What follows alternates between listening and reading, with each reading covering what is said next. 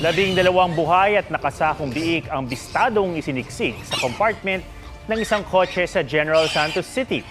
Ayon sa City Veterinary Office, galing ng glan sa Sarangani ang mga biik. Pero walang dokumento ang mga ito. May ordinansa ngayong nagbabawal sa pagpasok ng pork product sa Gensan bilang pag-iingat sa African swine fever.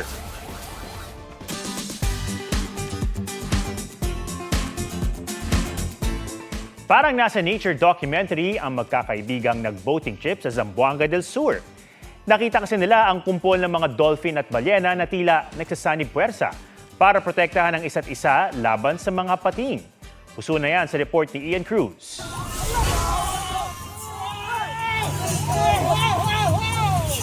One in a million para kay Jomar at kanyang mga kaibigan ang recent boating trip nila. Habang naglalayag mula Sultan Naga di Maporo, Lanao del Sur, papuntang Pagadian, Zamboanga del Sur, may nakita silang 2 dolphin.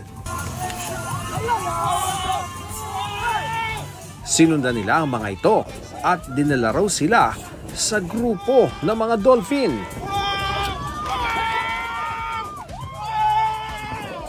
Na nagdala naman sa kanila sa isang sperm whale na nagpakitang gila sa tricks.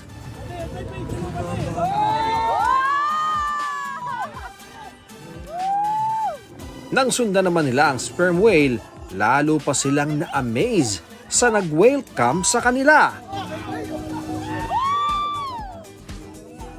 Whale, whale, whale! Sandamakmak na sperm whale! Ang mga tagpong yan sa Ilana Bay sa Tukuran, Zamboanga del Sur, too good to be true raw, sabi ni Jomar.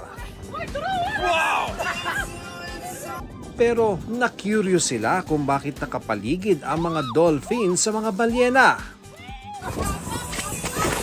So Jomar jumped into the sea at nagulat daw siya nang sa kanyang ilalim may tila pating. Kaya dali-dali siyang umakyat sa bangka. So Jomar, who jumped into the sea, jumped to conclusion.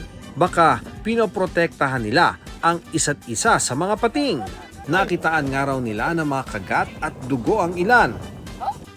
Ang kanilang wild adventure sa dagat, definitely memorable.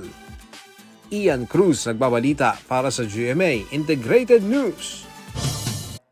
Huwag magpahuli sa mga balitang dapat niyong malaman. Mag-subscribe na sa GMA Integrated News sa YouTube.